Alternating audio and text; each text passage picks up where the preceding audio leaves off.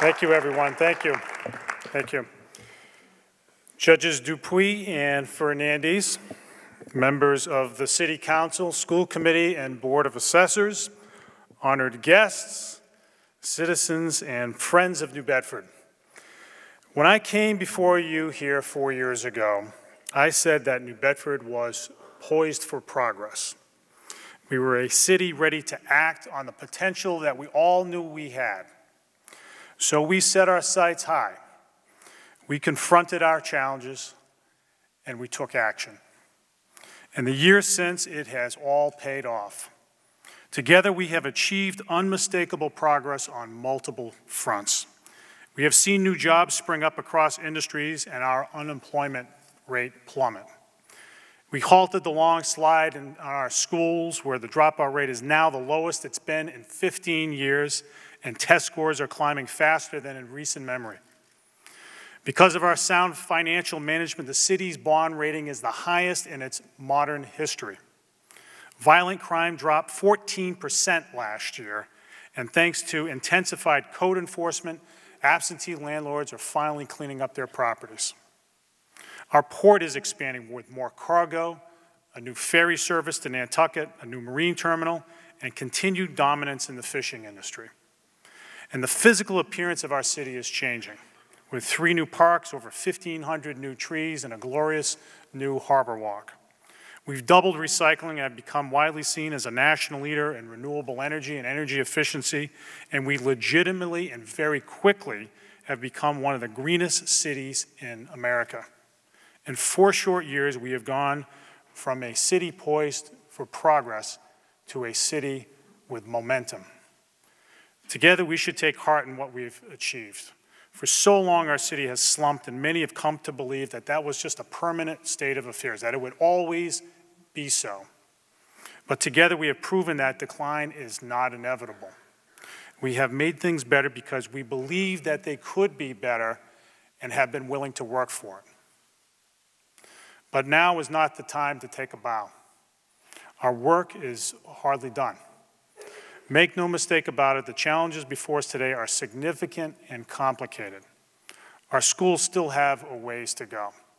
We have neighborhoods that are not as safe as they should be. And our finances are stretched so thinly that our recent cuts to vital city services have proven inadequate to relieve the pressures on taxpayers.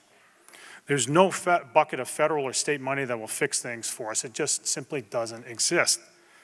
We may seek support from elsewhere, but our challenges are ultimately left up to us to resolve.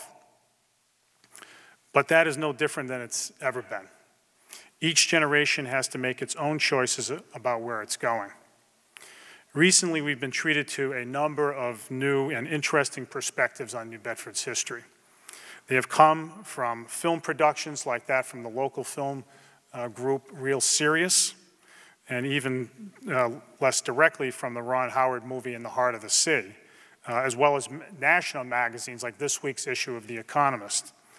And of course, there was the most popular Christmas present in the region this year, the second volume of Spinner Publications' Pictorial History of New Bedford. And if you didn't buy it for somebody for Christmas, you should treat yourself to it because it really is terrific. And as we think of the task before us, these and other historical perspectives remind us that although national and global events certainly have shaped our city, the New Bedford we know today is in part the sum total of the decisions, both wise and unwise, made right here in New Bedford. There are many examples. New Bedford is a more tolerant city today because the city's abolitionist leaders in the first half of the 19th century set the right tone. Later on, key investments in water supply and infrastructure enabled New Bedford to grow into a modern and successful industrial city. And more recently, historic preservation efforts in the 70s make us today an attractive tourist destination, but even more importantly, a city with a strong identity. On the other hand, the short-sightedness of urban renewal projects in the 60s and the chronic neglect in our schools have ramifications all the way to this day. We're still digging out from those decisions. The point is that people in their day make choices, good and bad, that ripple beyond their own time. Each generation has opportunities and challenges, and we here, all of us here are no different. We, public officials, and everyone else who professes a love for our city have to ask ourselves, what will we be known for? Will later generations say we caved to short-term political pressures, or that we instead made harder choices to advance the city's long-term interests? Will they say that we just sat back and felt sorry for ourselves because we weren't getting the attention we believe we deserved from the state or the federal government, or were we willing to seize the initiative and plow ahead anyway? Will future residents of our city, our children and our grandchildren alike, say we had them in mind when we put aside our petty squabbles and worked together for the common good? Nobody knows. Nobody knows what the future holds. But we do know where we want to go. Where we want to go is the city we've been building for the last 4 years, now and into the future. It's a city that is the gravitational center of southeastern Massachusetts. It is a city that is taken seriously beyond our region. It's a city with a diverse economy rich with opportunity. A city with a highly professional, caring, and efficient city government that commands the confidence of taxpayers. It's a city that is recognized for its physical beauty, its cultural richness, and the compassion of its residents. That's what we want. That is what we've been striving for, and that is what we can be. The progress we have achieved over the last few years gives us a foundation to build on. And more importantly, it gives us the confidence in knowing that persistence can pay off. Whether it's in growing our economy, improving our schools, strengthening our neighborhoods, or managing our very thin finances, persistence indeed will be the key. To expand opportunity for our residents, we will persist in our effort to build a stronger regional economy that is centered around New Bedford. We will work with the Chamber of Commerce and others to make the city more responsive to small businesses, streamline permitting, and do everything in our power to hold the line on taxes. New Bedford will be known universally as a place that is friendly to small businesses. We also will continue to implement the Regeneration Committee strategy of making the most of the city's assets, including our top economic asset, the Port of New Bedford. We will never let up in our support for the fishing industry, and we will continue to position ourselves to be ready for the arrival of the offshore wind industry at a point where we are the best positioned port in the entire Northeast to take advantage of that industry when it gets here. Both industries, fishing and offshore wind, can catalyze cluster development in the long run. There is already a fishing cluster here, obviously, which is poised for growth, in my view. And our geographic advantages in infrastructure, and with our geographic advantages in infrastructure, the same can be said for offshore wind in the long run. The goal for us is this: we want businesses in both of those industries to say, we need to be in New Bedford. To get to this point, it will be vital not to let up on our advocacy with the state and federal governments to advance key investments in port infrastructure, including navigational dredging and the replacement of the New Bedford Fairhaven Bridge. Our harbor also should be a place where residents connect with the water. Over the last 2 years, we've begun the work to knit together the downtown and the central waterfront through landscaping, encouraging restaurant and recreational boating development, and undertaking a comprehensive land use planning study.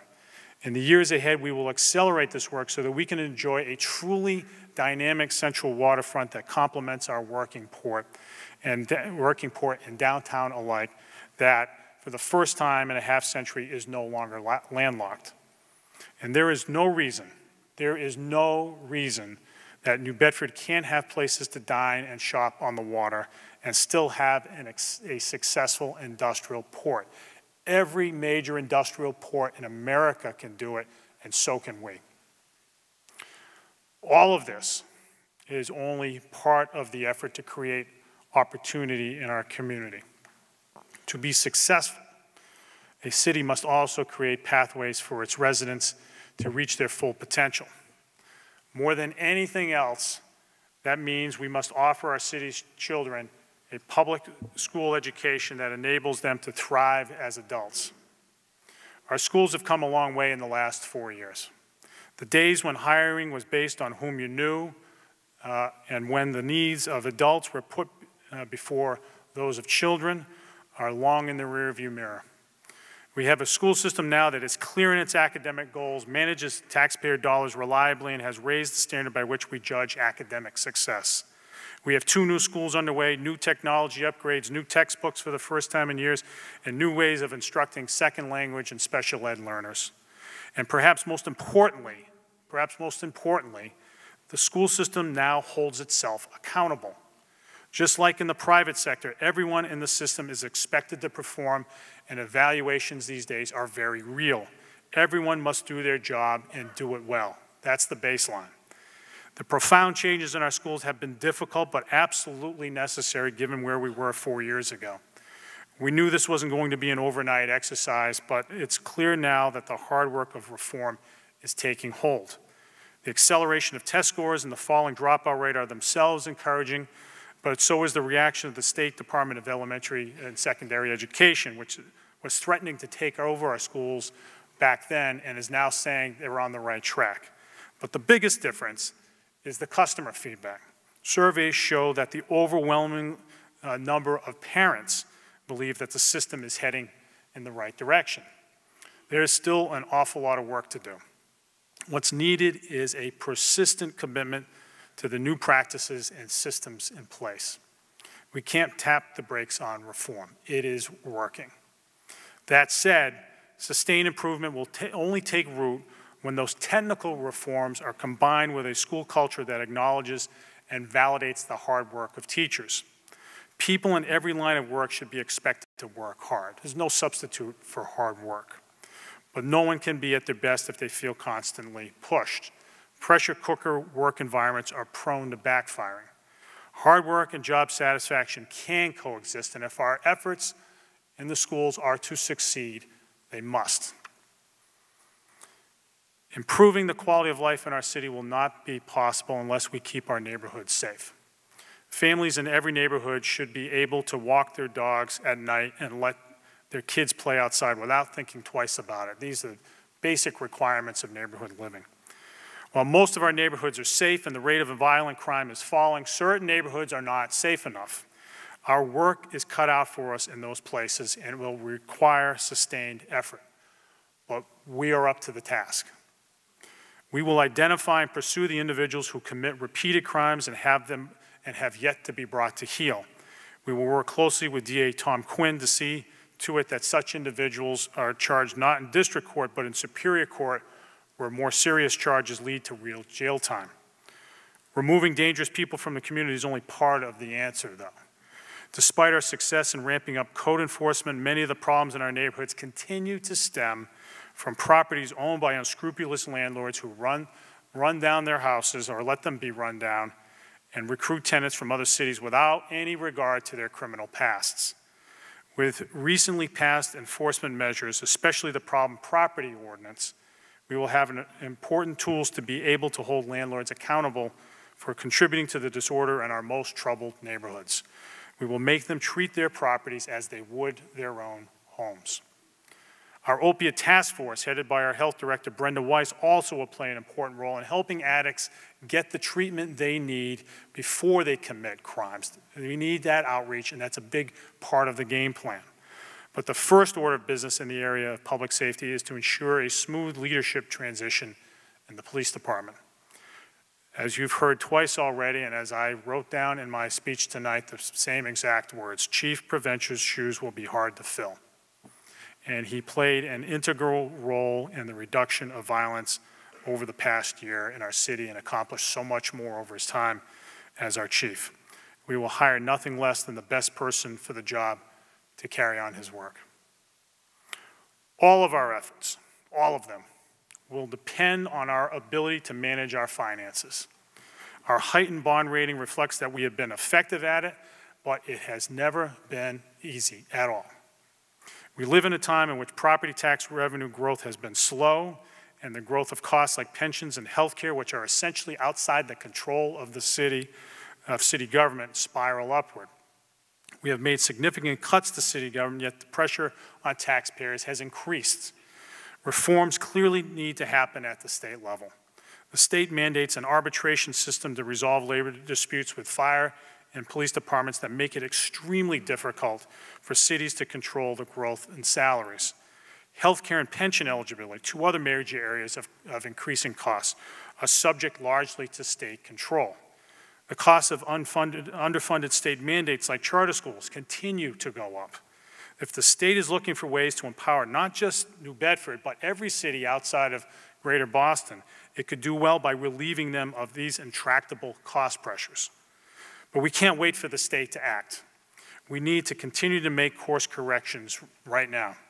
And although we've been widely recognized as a national leader in renewable energy and energy efficiency, we need to keep doing more of the same there, if for no other reason to save taxpayer dollars, and including all the other benefits that come with it. We will work to make sensible changes in our fire department. Our firefighters are highly effective. They're really good here in New Bedford. They are a strong team. But the system they operate in must evolve to reflect the changed nature of the threats to the city's safety and the city's ability to fund the department's operations in the long run. We must scrutinize our spending from top to bottom, and I believe the public should be able to do the same. Soon we will put the city's spending ledger on a so-called open checkbook system that will enable residents to see exactly what the city is spending its money on. Residents deserve that kind of transparency in their city government, and with it will come a broader consensus about the city's spending decisions. Reducing costs, of course, is just half of the equation. We also need to expand our tax base, which again has not always been easy here. New Bedford is geographically small, whereas other communities, including some within our very own region, have been able to bring in more property tax revenue simply by encouraging building on previously undeveloped land. We don't have that much physical room to grow here. Nevertheless, we will soon undertake a thorough review of potential buildable land, especially for commercial purposes, to ensure that we are making the most of every square inch of our city. In short, we will need to pull out all the stops to preserve and improve basic city services while letting up on the pressures of taxpayers. I look forward to working with the City Council on all of these matters. I appreciate the thoughtful discussions I've had with councilors of late, including incoming President Linda Morad, and I believe that continuing that discussion in the same spirit will enable our city to achieve its common goals. None of it will be easy, of course. It hasn't been easy to this point, though. By setting our sights high and putting our city's interests first, we've made progress here in New Bedford that compares favorably with similarly sized cities anywhere in America. We've done this. It's happened here, and it hasn't been easy, but we've done it. Someday, someone will write the chapter on the New Bedford of today. And it could be volume 3 or 4 of the Spinner history of New Bedford, and I'm sure it'll make a great Christmas present then too. But we today, we have a chance now to write that chapter for them. Let's make the choice now about what they will say. Let's have them say that we brought a high-minded resolve to our tough challenges. Let's have them say that we looked past the chorus of reflexive critics and made the hard, right choices. Let's have them say that we put aside our differences and worked together for the benefit of the entire city. Our opportunity is now. Let's make the most of it.